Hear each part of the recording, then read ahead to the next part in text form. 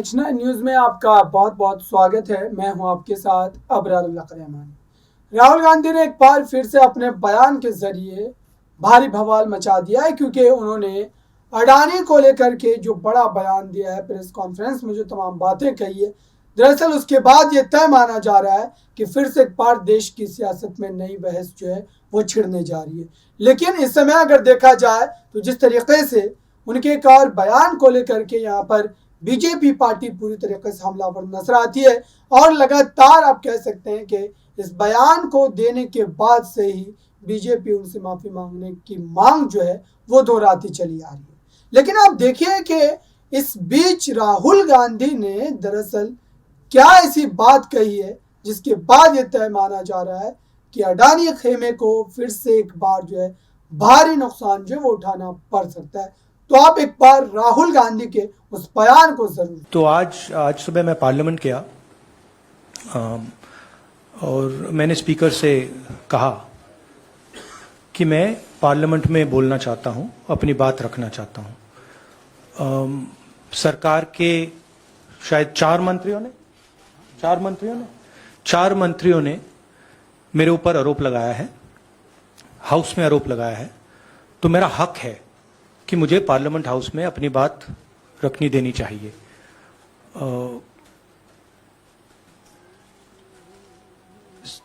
Clarity नहीं है, मगर मुझे नहीं लगता है कि मुझे बोलने देंगे। मैं होपफुल हूं कि कल मुझे बोलने दें। आज 1 मिनट के अंदर, मेरे आने के बाद 1 मिनट के अंदर उन्होंने हाउस को अडजर्न कर दिया। होपफुल हूं कि शायद कल मुझे बोलने दें, क्योंकि मैं अपनी बात रखना चाहता हूं, मगर पक्का नहीं मालूम। आइडिया यह है कि जो मैंने भाषण कुछ दिन पहले पार्लियामेंट हाउस में दिया अदानी जी के बारे में, और जो नरेंद्र मोदी जी और अदानी जी का रिश्ता है उसके बारे में मैंने सवाल पूछे। उस भाषण को पार्लियामेंट हाउस में पूरा एक्सपंज कर दिया गया, और उस भाषण में ऐसी कोई चीज नहीं थी जो पब्लिक रिकॉर्ड से मैंने नहीं निकाली। अखबारों से, लोगों की स्टेटमेंट से मैंने पूरा भाषण डेवलप किया था और उसको एक्सपंज कर दिया गया। ये पूरा मामला डिस्ट्रैक्ट करने का मामला है। सरकार और प्रधानमंत्री जो अदानी जी का मुद्दा है उससे डरे हुए हैं, और इसीलिए उन्होंने ये पूरा तमाशा प्रिपेयर किया है। और मुझे लगता है कि वो मुझे पार्लियामेंट हाउस में नहीं बोलने देंगे, क्योंकि जो मेन सवाल है वो अभी भी टेबल पे है। अदानी जी और प्रधानमंत्री का रिश्ता क्या है?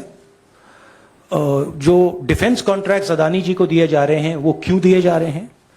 जो श्रीलंका में, बांग्लादेश में बात हुई है वो क्यों हुई, किसने की?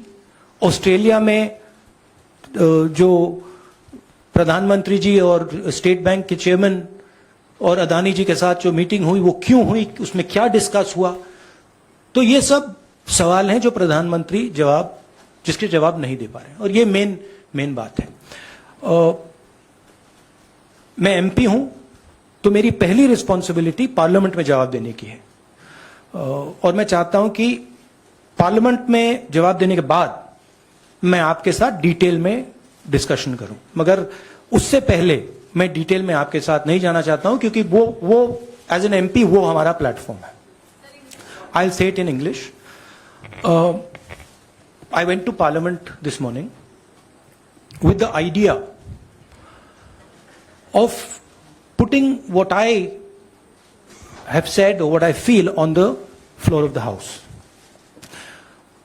4 ministers have raised allegations against me in Parliament House. It is my right to be allowed to speak on the floor of the House.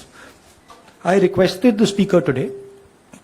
I went to his chambers and I requested him, and I said, look, I would very much like to speak. I told him that people from the BJP have made allegations against me, and as a member of parliament, it is my right to speak. He was non-committal. in his way he smiled. But I'm hopeful that I will be allowed to speak tomorrow. What is going on here? This story started the day I gave my speech in Parliament about Mr. Adani. And I asked some fundamental questions to the Prime Minister about his relationship with the businessman,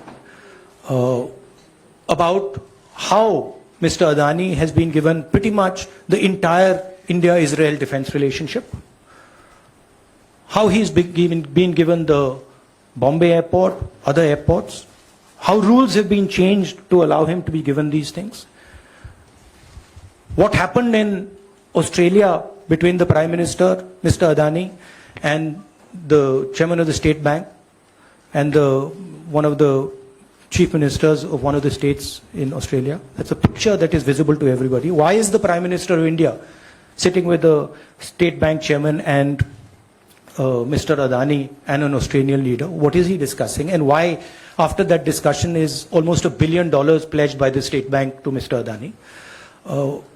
What was said in Sri Lanka? Why Mr. Rajapaksa, a person has made a statement saying Mr. Rajapaksa told him that Mr. Adani was given the contract and it was basically Mr. Modi who told him. The same in Bangladesh. So these are relevant questions. And the whole idea is that these questions must not be on the table.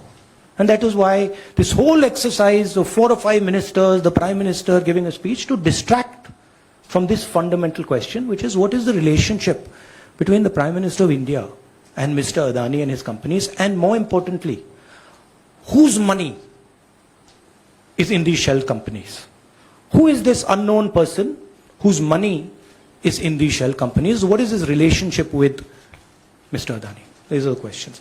I would like to go into the details with you. Unfortunately, I'm a member of Parliament and I'm hopeful that I will be allowed to speak in Parliament. So I would like to first place